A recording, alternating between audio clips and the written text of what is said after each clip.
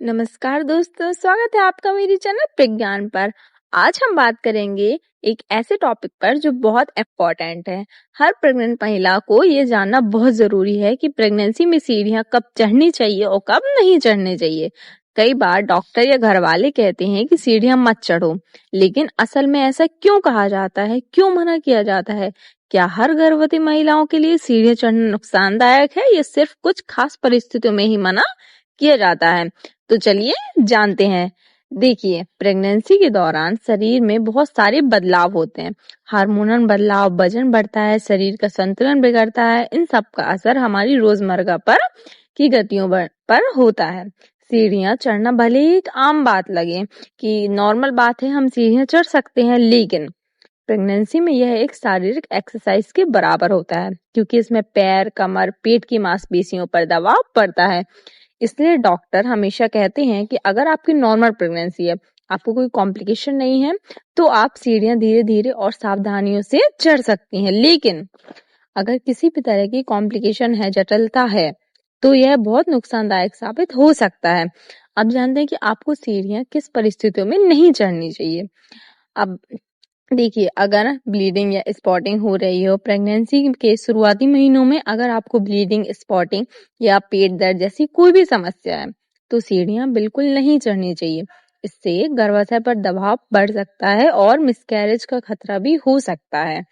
अब देखते हैं। और अगर आपकी प्रेगनेंसी हाई रिस्क है, हाई रिस्क प्रेगनेंसी अगर डॉक्टर ने बताया कि आपकी प्रेगनेंसी हाई रिस्क है, जैसे ब्लड प्रेशर बहुत ज्यादा रहना, शुगर कंट्रोल न रहना, प्लेसेंटा लो लाइट होना या सर्विक्स में कमजोरी होना, मतलब सर्विक्स कमजोर हो जाता है, तो ऐसे में सीढ़ियां बिल्कुल नहीं चढ़ना चाहिए। बिल्कुल मना कर देते हैं आपके डॉक्टर कि आपको सीढ़ियां नहीं चढ़नी चाहिए, क्योंकि इससे रक्त प्रवाह और गर्भाशय पर प्रेशर बढ़ता है, जो बच्चे के लिए बहुत ही नुकसानदायक हो सकता है।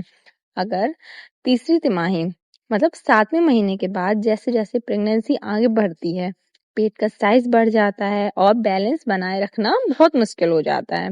इस समय सीढ़ियां चढ़ते हुए गिरना या मतलब ज्यादा खतरा होता है कि आपका पैर स्लिप हो जाए, पैर मुड़ जाए, आप गिर जाए सीढ़ियों से। अगर गिरावट होती है तो माँ और बच्चे दोनों को चोट लग सकती है, आपका मिसकैरेज भी हो सकता है।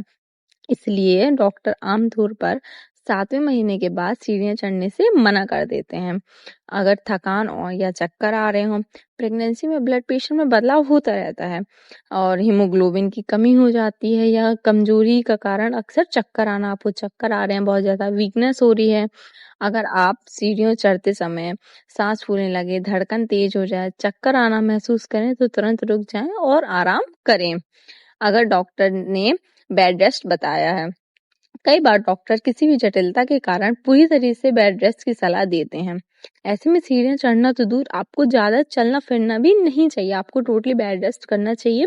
सिर्फ नॉर्मल ही चलें आप, ज्यादा चलना फिरना नहीं चाहिए आपको। कब और कैसे चढ़ना ठीक रहेगा, आपको कब और कैसे सीढ़ियां चढ़नी चाहिए?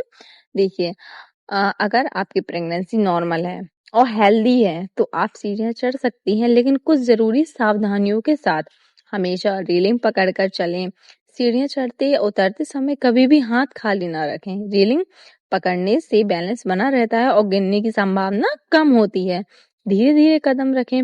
जल्दी से या झटके से चढ़ना शरीर पर दबाव डालता है, इसलिए आराम से चलें और आराम धीरे धीरे कदम रखें। अगर सीढ़ियां ज्यादा हो तो बीच में रुके। बहुत ज्यादा सीढ़ियां हैं तो आप एक बार में नहीं चढ़े, रुक रुक कर आराम से रेस्ट कर कर कर चढ़ें। लंबी सीढ़ियां एक बार में नहीं चढ़नी चाहिए। बीच में 10-15 सीढ़ियों के बाद थोड़ा रुकें, सांस लें और फिर आगे बढ़ें, थोड़ा सा बैठ जाएं, क्योंकि आप अगर एक हाथ से चढ़ेंगे तो आपको फिसलने या फिर बहुत ज्यादा वीकनेस होती है। भारी सामान न उठाएं। सीढ़ी चढ़ते समय हाथ में बाल्टी, गैस सिलेंडर या किसी भी तरह का वजन ना रखें, इससे गिरने का खतरा बढ़ सकता है। देखिए, गलतफहमियां, बहुत सी महिलाओं को यह गलतफहमी होती है कि सीढ़ियां चढ़ने से बच्चा नीचे आ जाता है या डिलीवरी जल्दी हो जाती है, बच्चा हेड डाउन पोजीशन में आ जाता है, लेकिन यह सच्चाई है। सीढ़ियाँ चढ़ने से डिलीवरी जल्दी नहीं होती, बल्कि यह शरीर में अतिरिक्त दबाव डालती है।